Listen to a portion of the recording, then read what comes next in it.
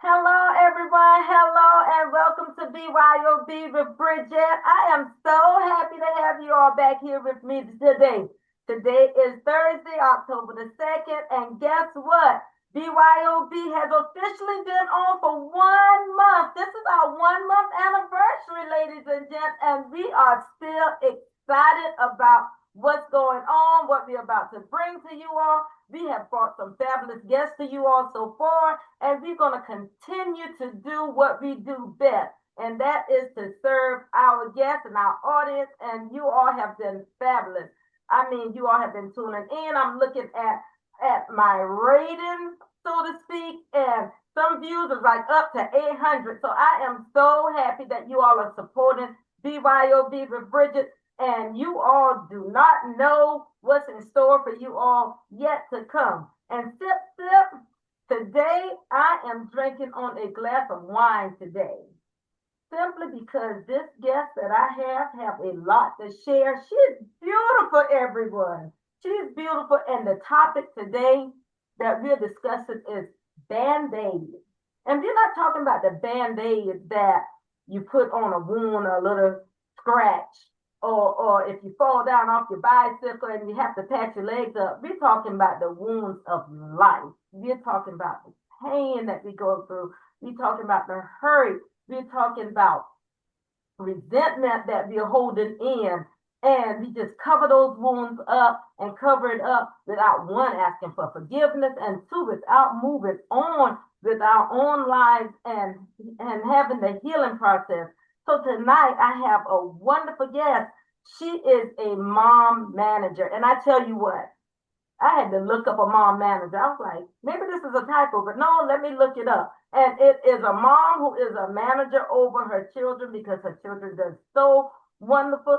And not only is she a mom manager, she is a director, she's an author, and she is the founder of Women Don't Purr Roll. And that is right, Women Don't Purr Roll. And she is going to talk to us tonight about the healing process, because she has dealt with so many women in her line of work that dealt with the pain, dealt with hurt, dealt with resentment. I mean, damage control, So she is going to tell us all about it tonight, and we're going to welcome to the show, the BYOB platform, Miss Nicole Elmore. Hello, Miss Elmore. How are you doing? Beautiful. I'm doing well. I'm doing well. Thank you for inviting me here. I'm Oh, just so you're most excited. welcome. Yes, I'm just so excited to be here on your amazing show and just to be able to pour, into you and so many other women and myself. So I'm so excited. Thank you. Thank you. Thank you. Sip, Thank sip, you so much. sip, sip. And tonight I'm sipping on my delicious cranberry juice because I love cranberry juice. Okay, well, sip to you too as well, and be a cheers to this here evening that we about to share, and we about to share with the audience as well. And audience, if you have your glass of wine, your glass of cranberry juice, or even your bottle of water, sit down, have yourself a nice drink, and I tell you what, enjoy this show that we're about to put on tonight for you. So, Miss Elmo, we're going to start to tell us a little bit about yourself. Well, I'm a mom. Definitely all my kids are grown, but still, you never stop being a mom. No matter how old they get, you never stop being a mom. I'm also an author of the book, The Woman I Am Now. I'm also the founder of You Can't Hurt Me No More, Women Don't Purr, We Roar. And also, Why Won't You Tell Her? Those are just things that God laid on my heart just to empower myself and also women. So, yes. All right, all right. So we're talking about the Band-Aid effect, that Band-Aid concept, okay? Not the bruise, not from the bruises of having a fall or a little cut from a little knife or anything. We're talking about the hurt and pain. So tell me, in your line of work, what is a common approach of the emotional hurt and pain that you have seen in the daily lives of the people that you serve? The common approach of covering up wounds. So many times we cover up wounds because, and I know for me personally, because we're too afraid to share. We want to keep it covered up because, for number one, the fear of being judged, the fear of people thinking that we're not strong enough. So many times we have to be strong, and we don't want to let people know what we're going through. So what we do is we cover it up. And the more we cover it up, we have to realize that the more that we keep that wound covered up, it's not being healed. So the more it's covered up, the more damage control is doing without us even really knowing about it. Right, right, right. So you're saying the most the biggest part of covering the wounds up is when people don't want to talk about it. People are ashamed. So tell us about your experience of the ladies like being ashamed to come out and admit that they're hurt, they're wounded, and they don't know how to heal. Yeah. Even with myself, I've learned that so many times in my own personal life, when I was going through certain things, I felt that for number one, I had to deal with myself of, okay, how can I handle this? Because I didn't want to feel as though I was letting myself down. And also, I have daughters. So I used to keep everything on the inside. And I realized that the more I covered up, I thought I was just dealing with it. Okay, I'm just going to cover this up because I don't want people to know that I'm hurting. I don't want anyone to know that I'm bleeding. I don't want anyone to know that I'm going through depression. So what I'm going to do is I'm just going to fake it. And faking it is a part of covering up because we put a smile on our face, we get all glammed up, but on the inside, we're bleeding. On the inside, we're crying out for help. But what we don't realize is that that Band-Aid, like I said earlier, is doing more damage because we're not sharing. And I know for me, I was ashamed to tell someone else what I was going through because sometimes we feel we're by ourselves and that no one will understand. Because we put on this face like we got it all together. And I'm thinking, well, how can I be vulnerable when everybody else seems to have their life in order, but I'm over here breaking on the inside? Right. And you said something, you said you had your girls. And every parent, every mom that has daughters, they don't want their daughters to see that vulnerable side, that weak side, because we want our daughters to look at us as being strong. And it's hard to go on sometimes when you have that hurt and pain and you have your daughters looking up to you because you're their role model. And you're hurting, but then you can't let them see that hurt. So I'm glad you brought that up and you said that you had your daughters, that you still had the hurt and pain and you band-aided up, but you still wanted to be that role model for your daughters. So tell me, how did you move past that and say, you know what, mom is hurting, and you have your daughter still looking up to you, but how did you go about, letting that be revealed to your kids that you were hurting? I remember one day, Briggett, and I can remember this as if I'm talking like you were just there with me. I was taking my daughter to school one morning, and because I was carrying it, band-aid up, patched up, but I was hurting on the inside. And I dropped my daughter off to school, and I was so heavy that I couldn't even move the car. And I sat there in my daughter's school parking lot. And it was as if God himself came in that car and said to me, you got to let it out because you're dying on the inside. Your dreams are dying. Your joy is dying. The woman that you are is dying. And he said to me, Briggett, he said, I literally heard God's voice when he said, somebody forgot to press the play button on your life. And that person is you. You got to take your power back from everything and from everyone.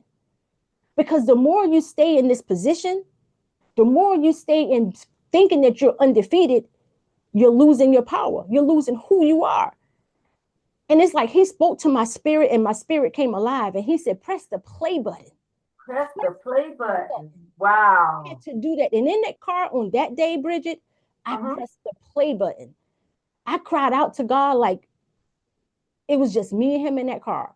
It was a cry deep from my soul. It was a cry saying, God, I need you. It was a cry of me saying, Lord, forgive me for everything that I've done, said. You know what I'm saying? Because we too Right, have to right. take accountability. We have to take accountability of You our have to actions. take accountability. You're absolutely right. You have to take accountability of what's going on, because that's the first step in the healing process, is taking accountability. Absolutely. That's right. Taking accountability. Absolutely. So I began to press the play button on my life, and it was Uh-huh. bit by bit, piece by Uh-huh. piece. He began to restore me. Uh-huh. He began to make me over. And then I wasn't so afraid to remove those bandages because I wanted other women to know it's okay to bleed, baby. Because It's see, okay. it's It's okay because okay. in the bleeding is going to be your blessings. In the bleeding is going to be your testimony. And in your bleeding, you're going to pull another sister up and say, you know what? Press that play button. You said, you said, oh, you said it right. Press that play button, because until you press that play button to move forward, you're stuck. Yes.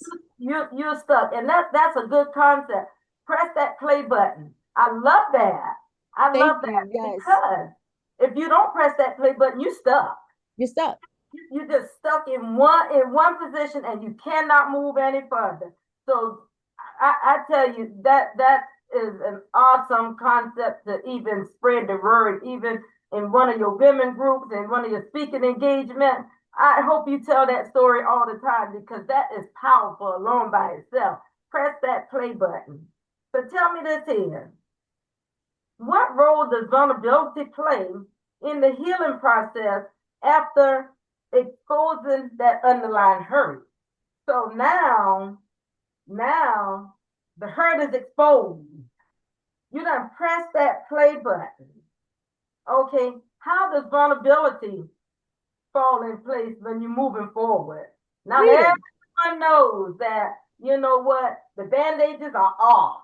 Yes. They're off.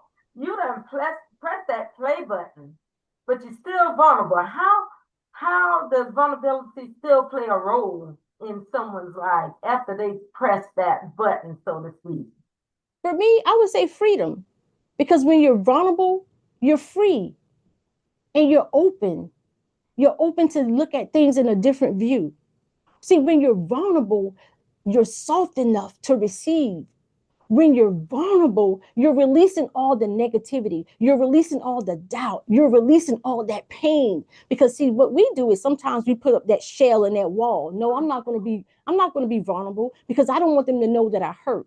I'm not going to be vulnerable because I don't want them to see my soft side. But see, showing your soft side, it means you're strong. Showing that you're vulnerable, it means you're even stronger. Because what you're doing is you're setting yourself free. You're giving yourself permission to be free when you're vulnerable. And when you're vulnerable and giving yourself permission to be free, you become that new woman that God is making and Oh shaping and yeah. molding. Oh yeah. You're So absolutely right. embrace the vulnerability because embracing it, That's right.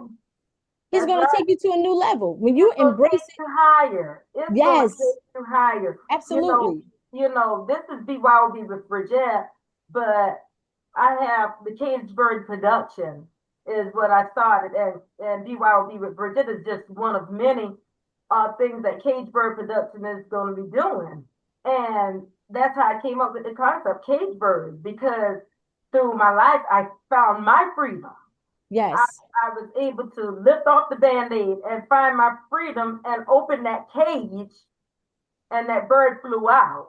yes. And like you said, a lot of times, people are ashamed to show their vulnerability. Mm-hmm.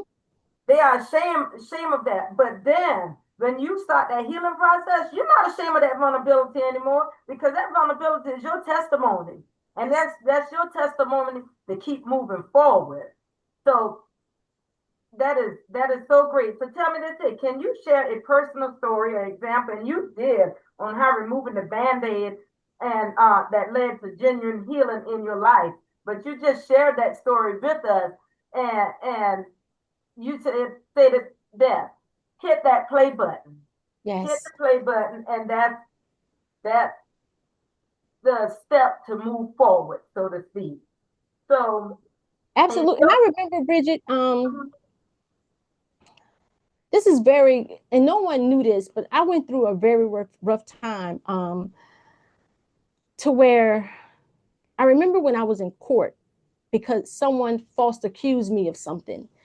And I Mm-hmm. remember in court, I was just crying out to God, just talking to him in my mind. And I was like, God, we know that's not true. And I was going through my healing process. I was being vulnerable. I said, but God, what they're saying is not true, especially when it came to my kids. I said, this is not true. This is not true. So as I sat there, Briggett, in the courtroom, Mm-hmm. I felt like a cool breeze walk past me. And I heard the words, the woman I am now. And I said, the woman I am now. And it's like God quickened my spirit. And he said, wait until I introduce the woman you are now, that you're Right. going to be after this process. So Right. being vulnerable, it allows God to speak to your spirit. Being vulnerable, it causes you to be able to want him more and want the blessings and want that relationship with him. If I wasn't vulnerable, I would have missed that moment of the title of my book, The Woman That I Am Now. If I would have stayed complaining, if I would have stayed saying, why Right. me, why me, why me, I would have missed out on what God had for me. Right. And Nicole, so many women do not, one, they do not open themselves up to receive that sign. Mm-hmm. They stay on the battlefield too long. You follow what I'm saying? Yes, Sometimes they stay in their mess too long, and the bandage, the covers just keep getting thicker, the wounds keep getting deeper because it's covered up and you can't see it, and the wounds continue to grow because they don't know how to move yes, forward. They don't absolutely. know how to because they're so used to the chaos, till the chaos becomes normal to them. So, how can an individual, what advice can you give to an individual that wants to move forward but just don't know how to?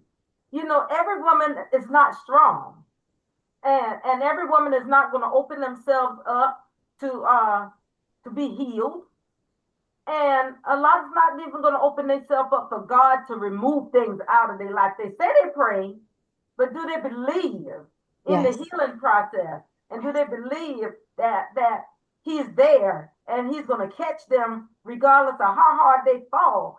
He's going to catch them. But it's so many ladies out there that is so, I would say, like, what's the word I want to use? Uh, uh, so insecure. mm-hmm. They're so insecure, and they're so used to being beaten, battered, broken for so long. So, what advice can you give to someone that is so badly broken? At least they think they're so badly broken. What advice can you give to them about moving forward? Honestly, because I've been broken, I've been insecure, I went through depression. I would say the first step is pray and ask God to place the right people in your life so you can open up to, because you can't carry that burden alone. See, the enemy, he wants you to think that you're alone, but Mm-hmm. I put my life on it. If they pray, Right. just like I did, and you ask God, send me some sincere sisters, send me some Uh-huh. sisters that's going to intercede and that's going to pray for me and keep me lifted up. That's That's the right. first step. And when he send them, then you form that bond with them, and they'll be able to point you, they'll be able to carry you when you weak, because trust me, healing, it doesn't happen overnight. It does not happen overnight. But if you got a strong support system, you can go through that thing and you will come out just as beautiful on the inside as well as the outside, because That's he's going right. to do surgery on the inside of you. He's going to heal you from the top of your head to the bottom of your feet. You're going to be a new woman, you're going to be a new man, you're going to be a new person. A new person, absolutely. And becoming that new person means sometimes you have to walk away from that relationship. Absolutely. You have to walk away from that friendship. Yes. You have Yes. to find your peace, so to speak, in order for that healing process to take place. When you remove that band-aid, a lot of things you're going to have to walk away from, and you're not Yes. going to understand it. But the first step is prayer. Yes. Step is prayer. Before you Yes. take that band-aid off, the first step is prayer. Yes. And once God get in the mix of things, he don't make no mistake. Mm-mm. You don't make no mistakes. So that healing process began, and you wonder, like you said, from the top of your head to the bottom of your feet, it's like he's having surgery on you, That's right. transforming you into a new person. And that's what makes the healing process your testimony in the Hmm. end. Because you go through the hurt and pain and you look back at yourself, your old self, and see what God had, and you wonder what took me so long to get to where I'm at right now, Lord Jesus. Yes. I like to say my wounds transform into worship That's because my right. wounds made me worship him even more, you know? And it was like, you still remember, you still Oh, of remember the course. things that you've been through, but you look back and say, my God, you Right, know, and right. we become a testimony for each other. And then you look at yourself and say, was that me? Was that me? Was that really me? Yes, absolutely. God have mercy. Was that really me going Yes, through that? That's right. And that's the revelation right there. When you can look at the old you and look at the new you, and you ask the question, was that me? And you see the situation you was in. yes, absolutely. Right. Absolutely. You see the situation you was in. So Miss Elmo, this is gonna be our last question we would like for you to answer. What advice would you give someone who's afraid of the healing process because they've been avoiding it for so long? So what advice can you give to them? Give yourself permission to be free because you've been holding yourself bondage for entirely too long. Embrace the healing process. Embrace it one step at a time. Embrace it. Journal. I would say keep a journal. I started journaling and I didn't Mhm. realize that even in my healing process, I started journaling, Bridget, and I was writing my book without even knowing it. That's right. That's right.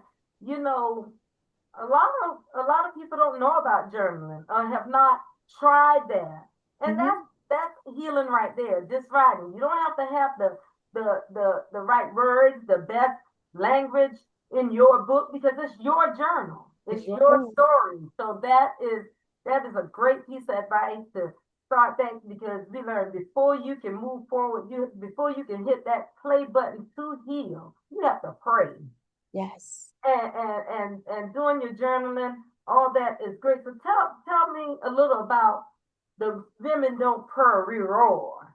I love that. We Thank roar. you. Yeah. Women don't purr, we roar, meaning because a lot of times people may view women like we're being weak, Mm-hmm. but also I was like, well, women don't purr, we roar because we roar when we stand in our power. We Mm-hmm. roar, Bridget, when we've overcome so much. We roar when we face with adversity, but we get up even with tears down our face and we keep it moving. So we don't purr. We're not weak women.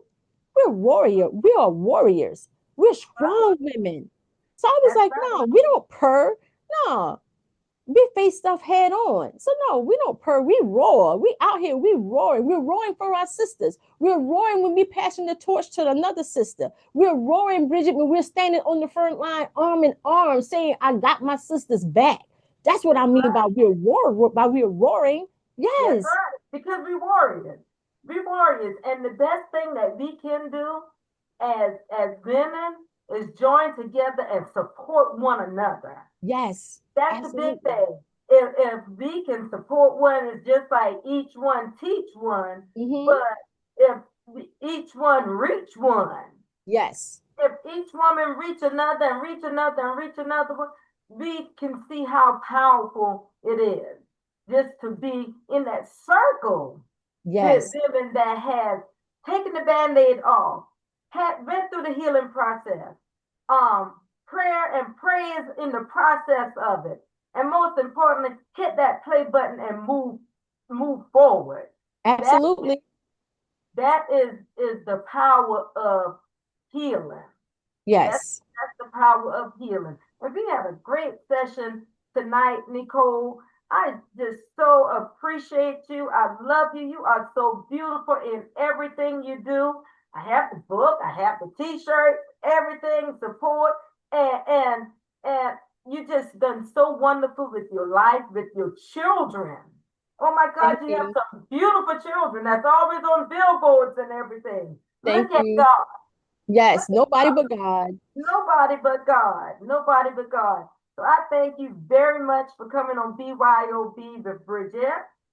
And we wish you nothing but great success. Now, next week, when everybody's listening in on the show tonight, next week when they come back, I'm going to have a trivia question about you. And they're Okay. going to be able to win a prize. So we're going to see who all is watching tonight. And you ladies hear that, just hear that next week, we're going to have a prize because we're going to be asking the questions about previous guests on the show. So next week, all the questions will be about you. And let's see who's been paying attention and who's ready Yes. to take that Band-Aid off and who is ready for those wounds to heal and they move forward in the process and push that play button and say, hey, I'm not going to hurt anymore. I'm Exactly. going to move forward. I'm going to live, and I am going to live my testimony on out. So, Nicole Elmore, thank you for joining the show. We wish you nothing but blessings, and we look forward to having you on our show again. BYOB is just beginning. You're one of the first few hosts on the show because we celebrate the month, and look at there. Soon we're going to have you in the big studio up here in Atlanta with us. Absolutely. I would love it. Thank you for having me. Thank you so much. You're welcome. All right, ladies and gents, that was Nicole Elmore on BYOB with Briggett. Wasn't she wonderful? She was absolutely wonderful, and she had a story to tell, her testimony to tell, and she was just all out great. I tell you, BYOB have some wonderful guests. We are just all over it. So thank you all for tuning in. But first, I have a trivia question for the week from our show on last week. We had Stacy Marker Thomas on the show last week, and she was talking about her beautiful daughter, Jasmine, who passed away a few years back. And she said the age of her daughter. How old was Miss Jasmine when she passed away? Whoever the lucky winner is that knows the answer, who has been paying attention on last week, let me know the answer, and you will win a copy of Jasmine's cookbook, Dinner and Dining, Jasmine's Dinner and Dine and Dessert. So we look forward to blessing a lucky guest tonight. So the first person that guessed, I'm waiting for you to guess the age Jasmine was when she passed away, will get the prize for the night for Jasmine Dishes and Desserts. Once again, this is Briggett, your host of BYOB. Thank you all so much for coming out. Remember to always love yourself in spite of your flaws. Sip, sip. Have a good night.